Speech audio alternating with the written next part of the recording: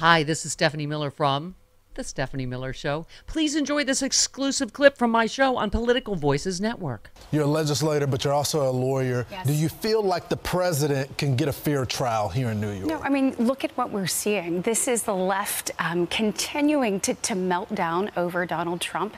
They are obsessed. I mean, there is a reason both the federal prosecutors and state prosecutors said we are not going to move forward with this. And then you have Alvin Bragg enter into the arena and want to make a name for himself. People know that. People are sick of the two-tiered system of justice that we're seeing. And I think that the more the media can talk about this, which we're going to see them do, then the less they have to talk about what a disaster this country is under Joe Biden. They know people want Donald Trump back in the White House, and they absolutely cannot stand it. Hi. Oh, hi. I'm back. Hi. Yes, I'm back.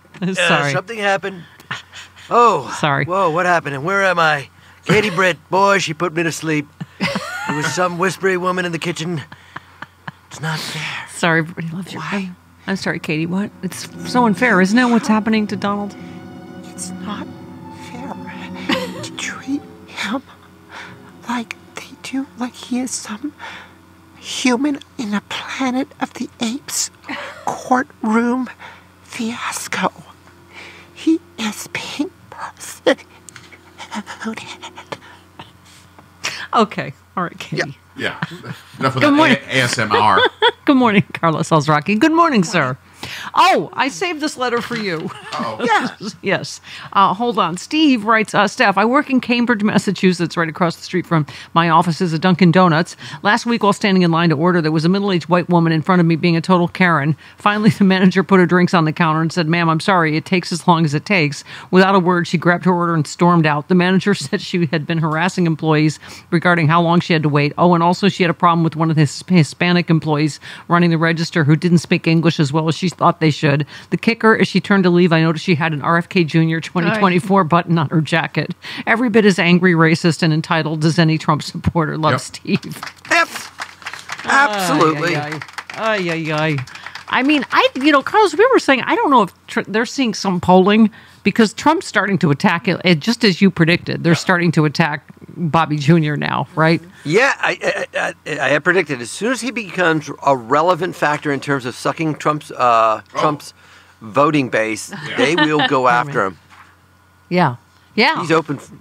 And then he's really gonna regret just trying to be a spoiler and for his selfish ambition of just messing up the election. I hope it comes to fruition. I hope people need to be taught a lesson. It's just, I love this courtroom stuff. I love all of it. But yeah, as soon as Kennedy was going to get relevant to Trump, and again, it's probably 2 weeks out where he's going to attack his voice like we won't do anymore. But he's going to go after it. Right. I'll do my Katharine Hepburn impression. Okay. That's fine. Yeah. It would keep him from sleeping in the courtroom, however. So. I mean, we were saying, you cannot write this stuff comedy-wise, that he's running against, Sleepy Joe, and that's him 2 days in a row. Yeah. I love it. I love that it's wearing on his body. I was going to tweet today, I couldn't, even if somebody kicked a puppy, I couldn't hate them more than I do Donald Trump. And I love that he's suffering. I love that it's tearing his body down. I love that he's angry. I love that he's miserable. I wish only pain in that man's life. And you know what? That is healthy because he is a garbage person. And this is what we normalize it by not saying that every day. Mm-hmm. This guy is a horrible human being. Yeah, he's despicable. And that needs to be stated the first thing in the morning, the last thing at night. There's no, that's not spin, and that's not conjecture or whatever. That's a fact. And I'm sorry, I do judge you. A terrible human being. Yes, I do judge you if you're for Donald Trump at this point. I mean, explain how he is not the most despicable person in the world. I mean, and I love that he's always the victim. You tweeted, I find it extremely unfair that Manhattan District Attorney Alvin Bragg is not letting Donald Trump have the opportunity to attend, fall asleep, and therefore miss Barron's graduation in person. There's no doubt he's not going to wait around for that ceremony. Just pope him when it gets to the S's. Yeah.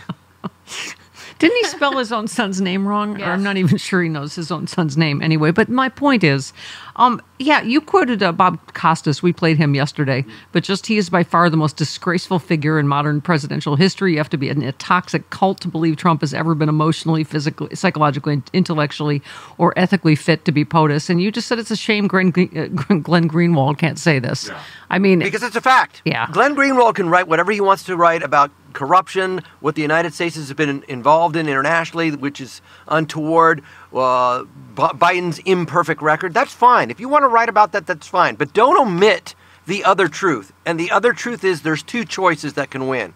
That's a fact. And journalists should write the fact. There are two choices who can win this year. And that's Biden and Trump. Yeah. And as Costas said, Glenn Greenwald had the cojones, have the kickballs to write what a horrible human being, and that Biden, while you may not agree with him, is a better choice. That's fact. That's not, again, it's not conjecture. Biden's not perfect. He's not going to please everybody. He's not going to do everything correctly. He might be old. It doesn't matter. Yeah. There's two choices. Well, he's way better than the monster. Just write that, Glenn. What are you waiting for? Yeah, and you retweeted Adam Kinzinger, who said, emergency video. Donald Trump did not deter Iran. In fact, he simply surrendered to our enemies, quit rewriting history. And you just said, what say you, RFK Jr.? Do you have the courage to criticize Trump? I doubt it.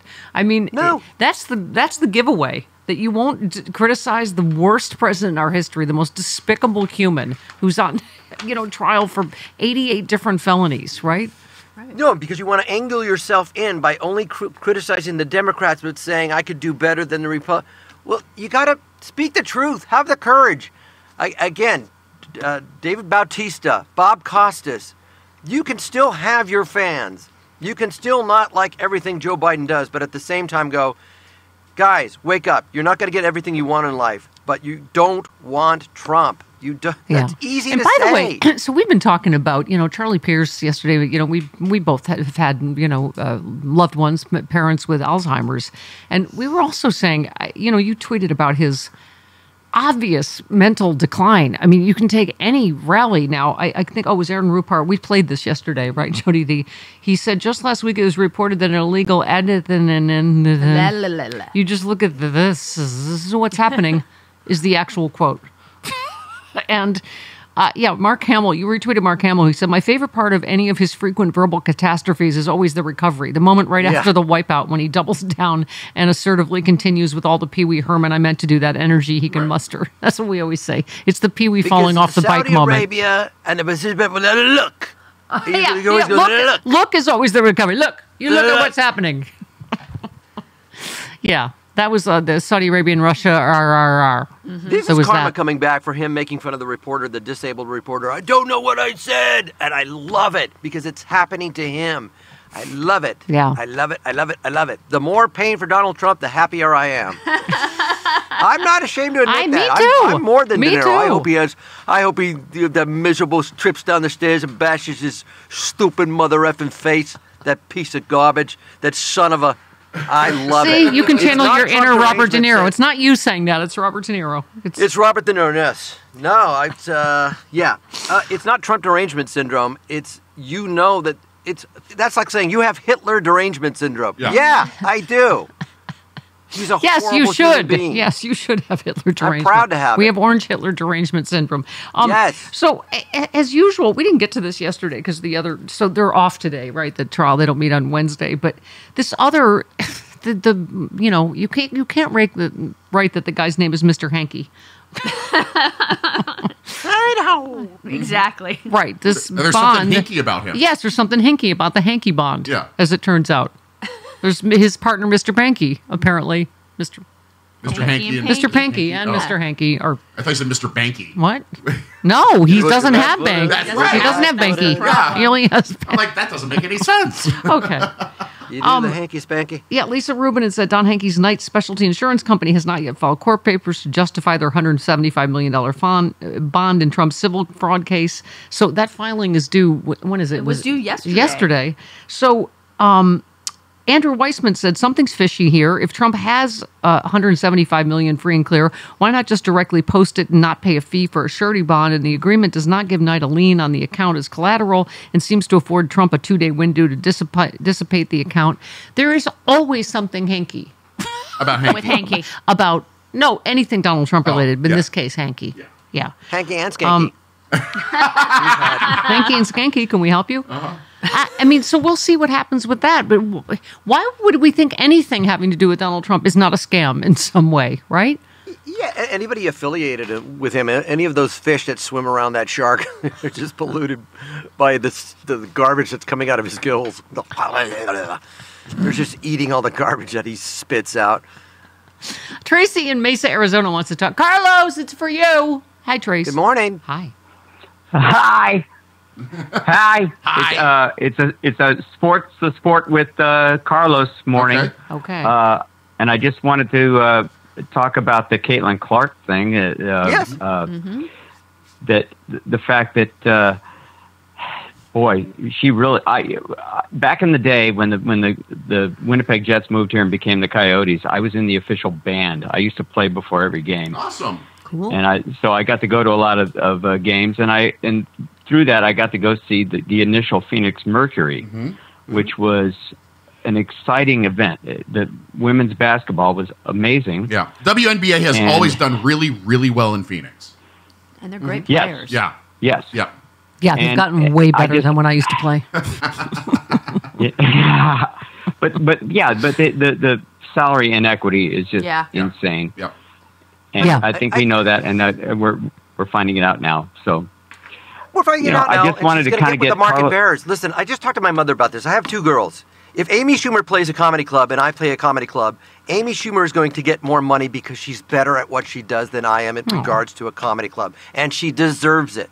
If men are creating a bigger market, drawing fans who will pay more money per ticket, then they will get paid more. And I agree with Bill Burr. Women, you're the one complaining about the salaries. Go and watch the WNBA then. Yeah. I agree. I love the sport. I think Caitlin Clark is great for the sport. I think the woman from LSU was great for the sport. They're selling a story. You have to sell it. The Exactly. NBA sells a story, They do. like LeBron versus this. So if the market bears it, then women deserve more money.